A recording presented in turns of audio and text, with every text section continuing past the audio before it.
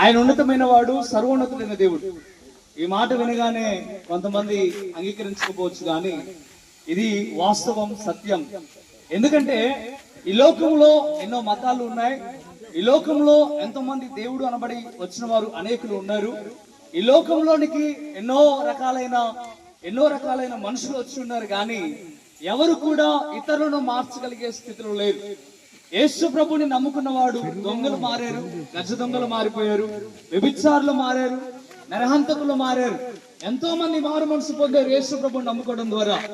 కానీ ఈ దినము మనం ఒకసారి ఆలోచన చేయాలా? యేసు ప్రభుని నమ్ముకోవడం ద్వారా మన గుణం మారుతుంది. మన గుణం మారితే పరలోక రాజ్యం చేరుతాం. ఈ లోకానికి మనిషిగా పుట్టినప్పుడు అందరూ పరిశుద్ధులుగా, నీతిమంతులుగా పుట్టారని వెనుక వాక్యం తెలియజేస్తా ఉంది. అయితే ఈ లోకంలో ఉన్న మలినం అనగా పాపము అంటుకొని సాతానుకు బానిసైపోయి, సాతాను యొక్క కార్యాలకు లొంగిపోయి ప్రతి మనిషి దేవుడికి దూరమై పాపం చేస్తా ఉన్నారు. ఆ పాప భారాన్ని తొలగించడానికి దేవుడిగా ఉన్నవాడు యేసు ప్రభు వారు 2020 సంవత్సరాల క్రితమే లోకానికి, ఆయన మనిషిగా లోకానికి వచ్చాడు. యేసు ప్రభు వారు మానవుడిగా లోకానికి వచ్చి మనుషులందరి కొరకు కూడా తన స్వరక్తాన్ని కార్చి, ఇదిగో ప్రతి ఒక్క పాప విమోచనని కలుగజేశాడు. ఆయన ప్రతి ఒక్క మనిషి పాపాన్ని తీసివేశాడు.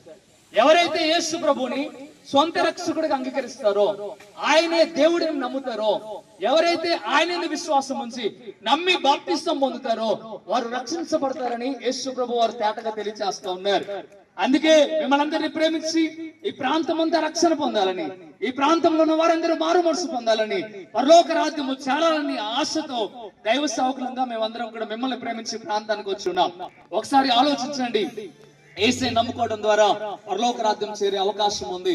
యేసయ్యే రక్షకుడు, ఆయన ద్వారానే పరలోక రాజ్యం చేరగలం. మరొక మార్గము లేదని సజీవమైన జీవగ్రంథం తెలియజేస్తా ఉంది. అందరూ కూడా ఒకసారి ఆలోచన చేయండి, అర్థం చేసుకునండి. నీ మనసు మారాలంటే యేసు ప్రభు వారు తప్ప మరొక మార్గము లేదు. నీ పరిస్థితి మారాలంటే యేసయ్యే గొప్ప మార్గం. చాలా మంది బలహీనతలో ఉండిపోయి, ఇబ్బందులు ఉండిపోయారు, ఇరుకుల్లో ఉండిపోయారు.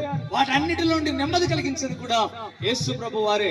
దయచేసి మీరు ఆలోచించి హృదయంలో మాట పత్రం చేసుకొని యేసు ప్రభు వారిని సంతోషంగా అనిపిస్తారని హృదయంతో కోరుకుంటూ ఉన్నారు. ఎందుకు ప్రార్థన చేస్తాను? ఏ స్థలంలో ఉన్నప్పటికీ కళ్ళు మూసుకొని యేసయ్య నన్ను రక్షించును ఆయన ఒక్క మాట నువ్వు చెప్పగలిగితే యేసు ప్రభు వారి కరుణ మీద ఉంటుంది. ప్రార్థిద్దాం. పరిశుద్ధిలో ఉన్న ప్రభు మీకు అగ్రహిస్తున్న నాయన, ఈ మాటలైతే హృదయపూర్వకంగా వ్యక్తి ఉన్నాం. ఈ మాటలన్నిటి యొక్క ఫలితం మేము చూచుదుము కాక. ఈ ప్రాంతంలో అనేక మంది అయ్యా నీవే నిజమైన దేవుడు అని, నిజమైన రక్షకుడు అని గుర్తెరగడానికి సహాయం చేస్తామని, మేలుతో నింపండి.